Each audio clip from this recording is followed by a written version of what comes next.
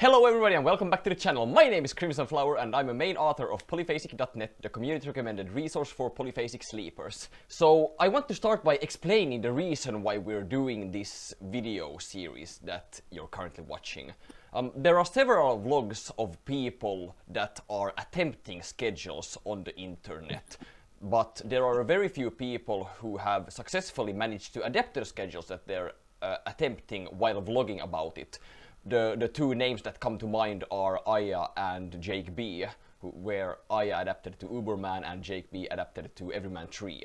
And there are, to my knowledge, no vlogs showing a successful gradual adaptation, and that's what this series is aimed to show. So we'll look at Edward over here and see how his journey progresses from his adaptation through Everyman 4-extended, how it compares to his earlier adaptation, and so on. So I'll let you talk a bit here, Edward. Can you tell us what your overall gradual adaptation plan has been?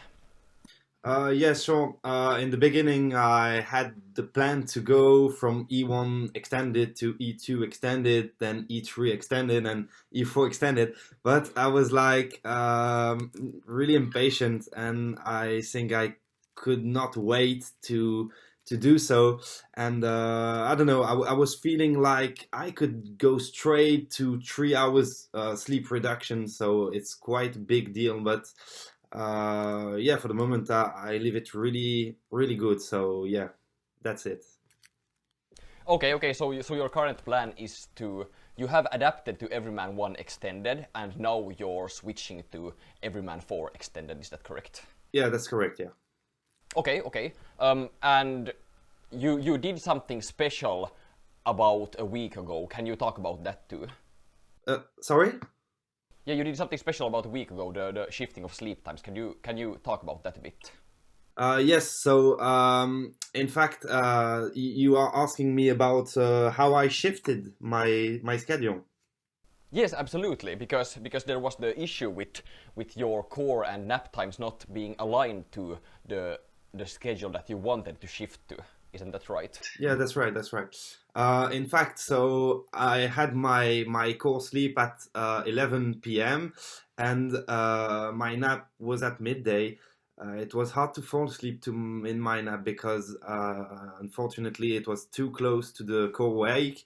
So I had a gap of 6 or 7 hours, if I remember correctly, and I therefore changed my sleep times, because if I started my core at 11 p.m. unfortunately I would have 2 short gaps between my nap 1 and nap 2 on E4 extended, and so I only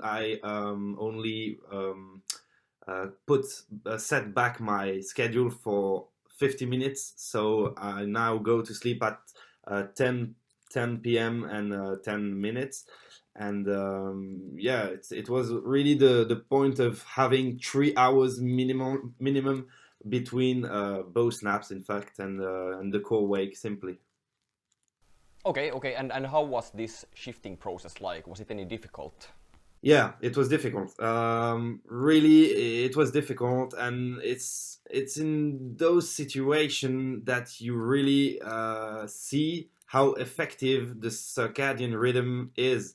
So here, yeah, I was like, it's a shifting. What can it really do? And actually, I was pretty damn tired, and yeah, about 10 days, I'd say, and then I was feeling great, and I still had small energy dips and so on. I could have do it a bit longer, but as I say, I'm a big impatient guy, so I couldn't wait, and I jumped into it, and I felt like I was capable of doing it. So that's why I did it just now and didn't wait a few more days.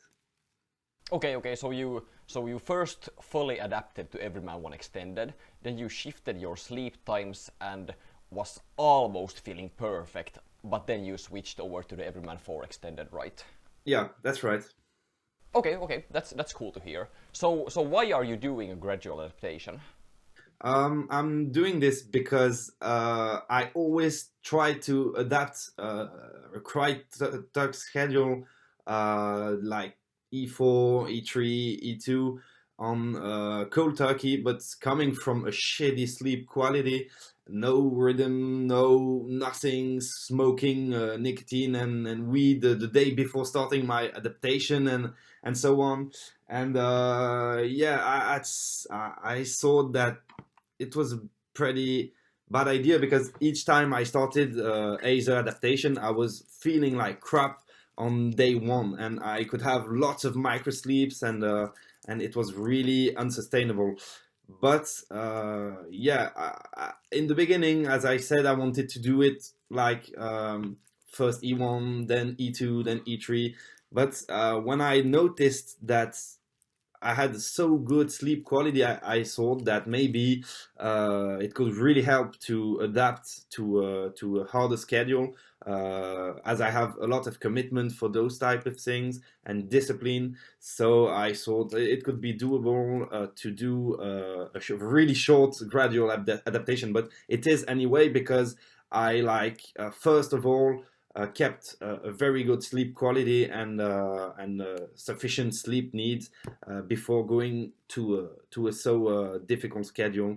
And I think that it's really super important because I, like I said, tried I don't know maybe 40 or 30 times, and it was always big failures. And since I adapted to E1 and I jumped into E4-extended, I like most likely feel adapted sometimes, and sometimes I really feel like crap. But yes, it's sustainable, and I'm completely.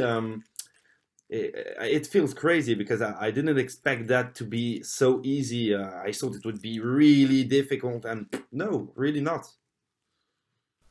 Okay, that's interesting to hear. We'll get back to the part about how you're feeling right now in a bit. But Yeah. first, I want to ask you, what day are you currently on the Everyman for extended schedule? So today is day 3. Okay, okay. And how has it been thus far? Has it been easy? Has it resembled the adaptation stage 1, or is it like still being adapted? What would you say? I keep in mind that as soon as I have huge micro sleeps, then I enter in rush stage 2.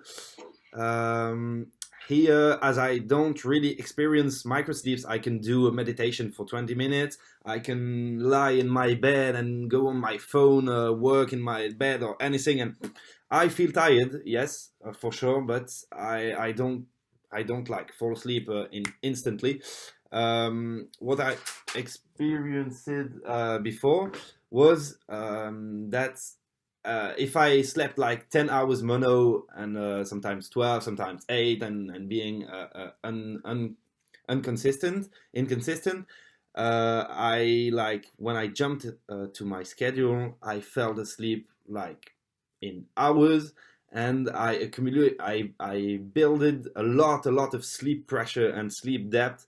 So I think, yeah, I was most likely entering stage 3 really earlier than I should. And here, the fact is that I fall asleep anyway on any nap in a maximum of 7 minutes.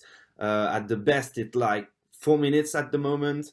And in my opinion, as soon as I enter stage 2, the sleep onset reduces also. So yes, at the moment I think that I really am on stage 1, and it's pretty damn easy. I'm like first day woke up like nothing. It was, yeah, I felt it that normally I should sleep 3 hours more, but I said to myself, yeah, I have my naps coming, so it's doable. I did it, and now I'm on day 3, and it's okay. Really, it's okay.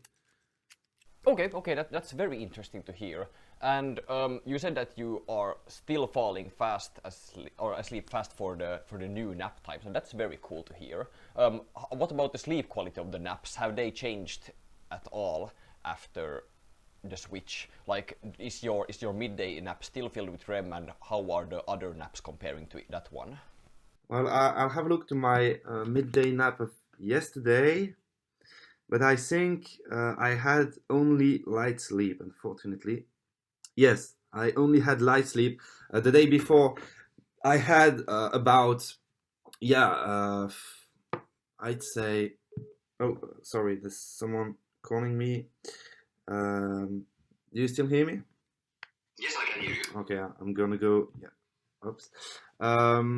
So the day before, I had like about 6 or 7 minutes REM, and the first day I had like about 10 or 12 minutes REM. So I think as my body is trying to repartition my sleep, I don't have any more REM in my naps, and this usually occurs until yeah, stage 3, the beginning of stage 3. And if I bypass the beginning of stage 3 to be really deep in the stage 3, then I begin to have strong REM naps. But unfortunately, I'll stay for a few days without any REM naps.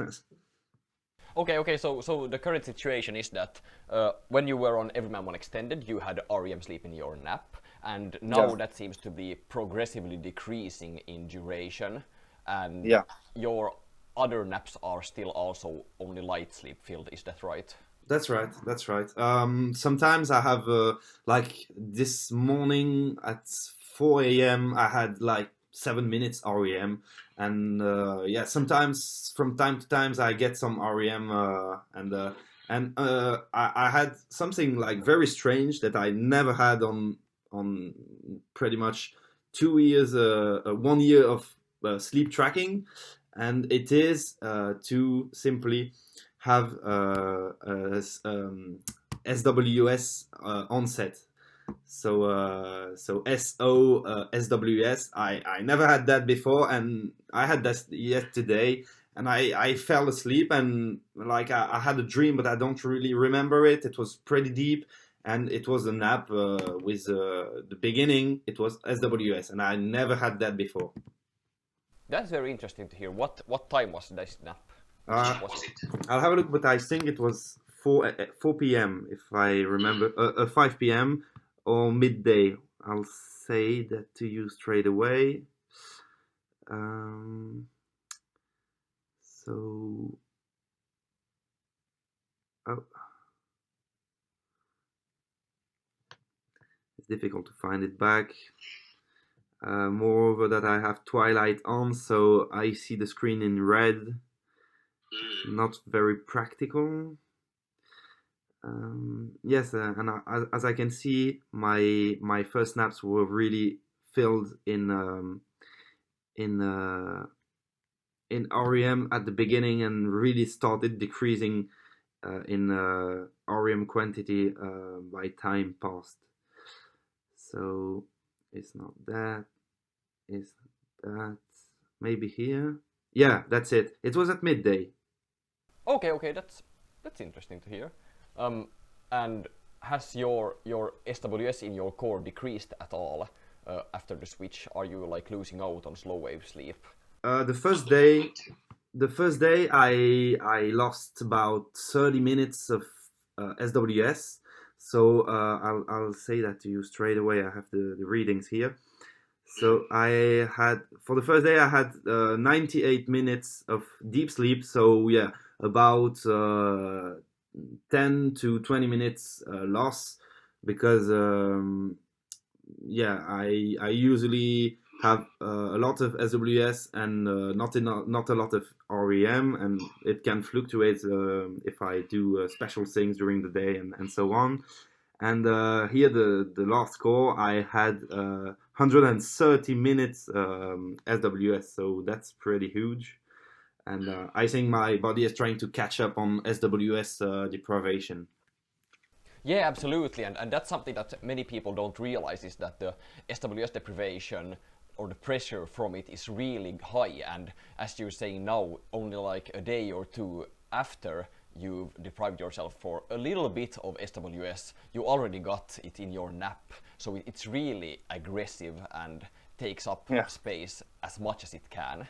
Um, okay, that's still very cool to hear. And can you tell me a bit about how you're meeting the adaptation success criteria right now? I know that it's only stage 3 or day 3, stage 1, but still, so people can understand that at what point of the adaptation you're sort of in and how this is going to change later.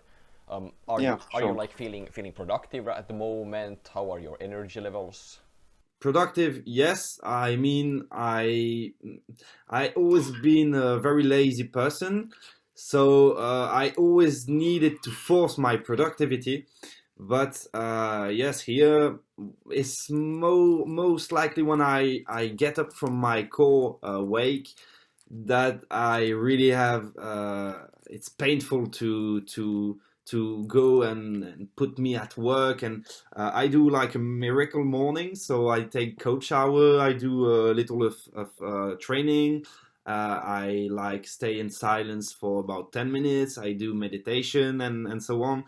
And yeah, it's quite hard to like go into it, but as soon as I'm into it, it's okay.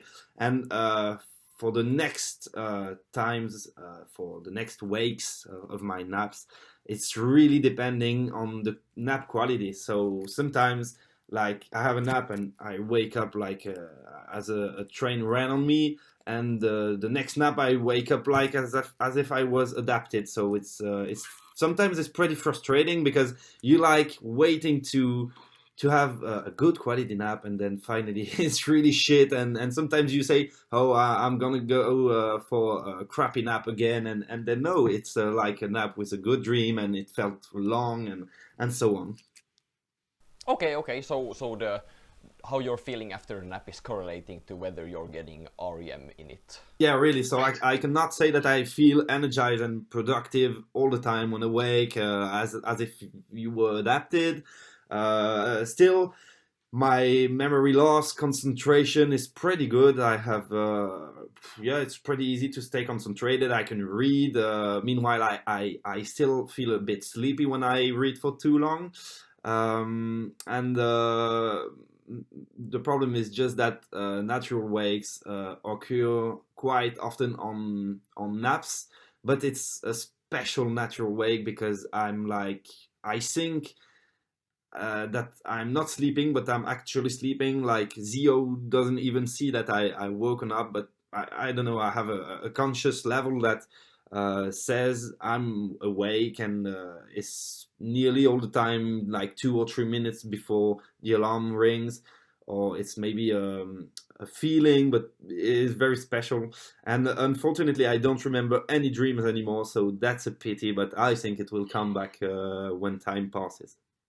Yeah, let's hope so. It sounds really rough to lose the ability to dream right now, but yeah, it should hopefully come back around stage 3.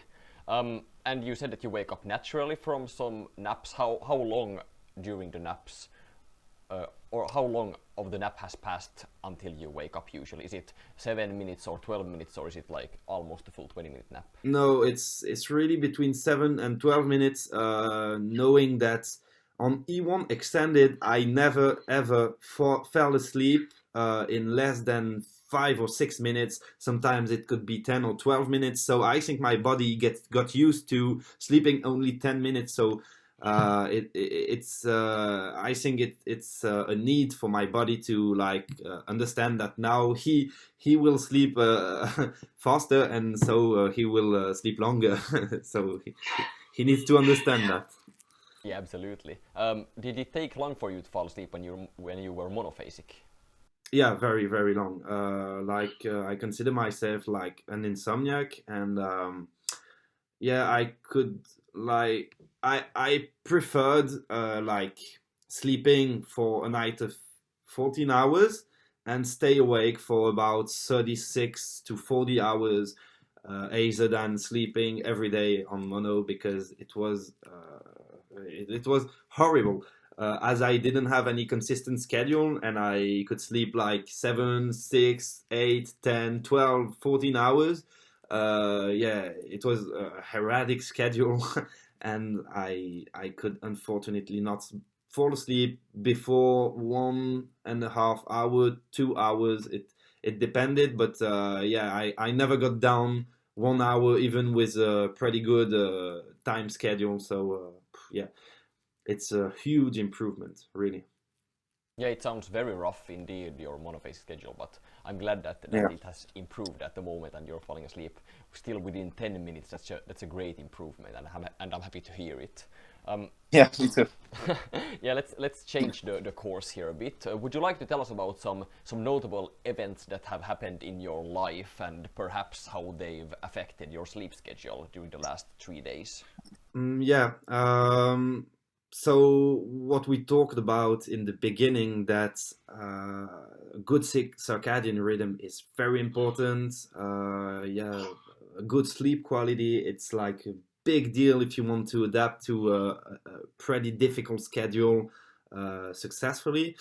Also, like each time I started a schedule, I pretty much set all my alarms just before going to sleep, and sometimes it caused that I was going to sleep too late, or it was a bad organization, and so I like planned all my alarm clocks. I think I have like 40, 45 for my core wake and about 18 for all my naps. So it's pretty impressive. But I like took the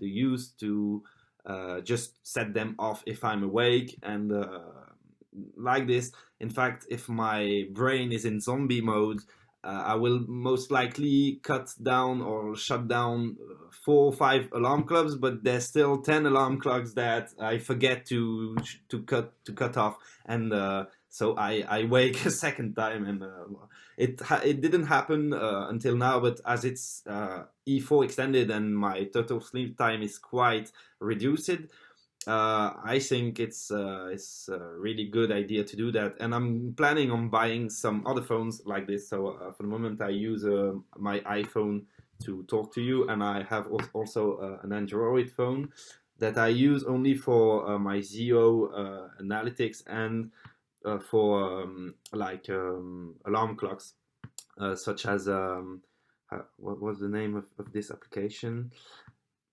Puzzle alarm clock. And in fact, I love to do that. I have so a big wardrobe and such things, and in fact I hide my alarm clocks a little everywhere, so I try to change them of space pretty much every day. So when I wake up, I don't do this automatically. I don't I'm like searching for the alarm clock, and then I wake up, in fact, because actually I don't remember any wake up, so I don't remember getting off my bed every day, but I remember searching for the alarm clocks, and then at a certain moment waking up, searching for this moment, getting pissed off, and then I say, oh shit, I need to get up, and so I just shut down all the alarm clocks, power on my daylight lamp, and yes, this is also a very, very big improvement, because as soon as I have a small energy dip and I'm at home,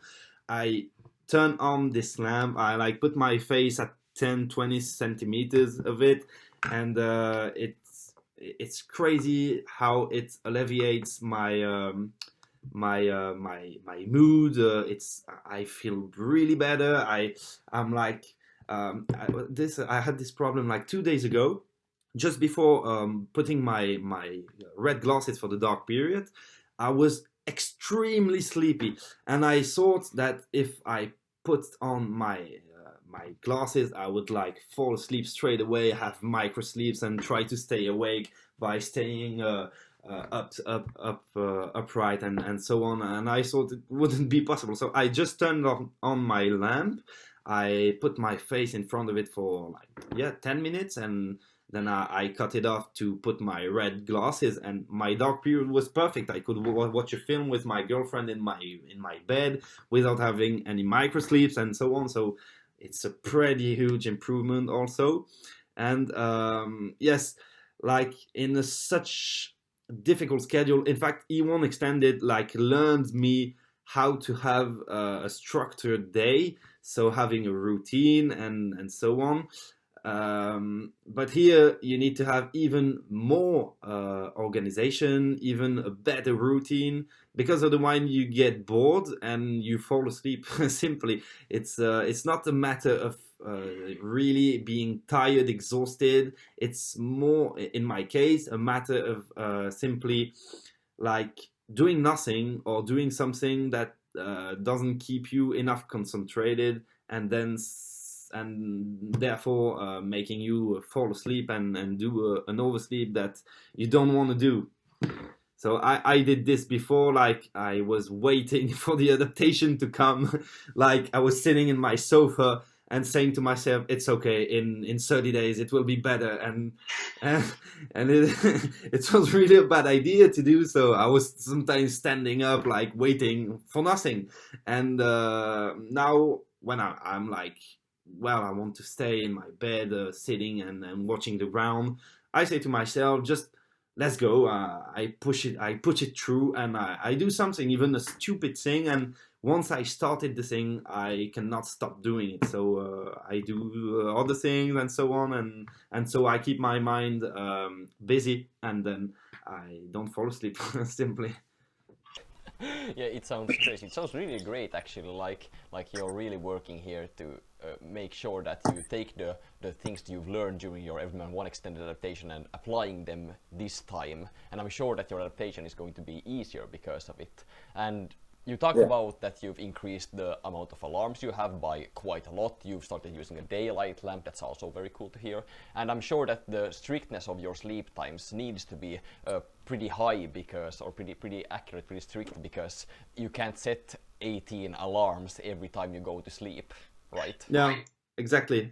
So I put them all on automatic, and like they ring, and if I cut them off for not hearing them, I have like how do you say that, a reminder that reminds me to turn them off again, turn them on again, so I don't forget to turn them on. And if I forget to put them on again, I have like other alarm clocks that can ring just if there is a problem. So it's a pretty huge organization. It's it's taking most likely about 1 hour of my time every day, but I think it's necessary. It's really necessary if you want to be sure to wake up and don't have even a second oversleep.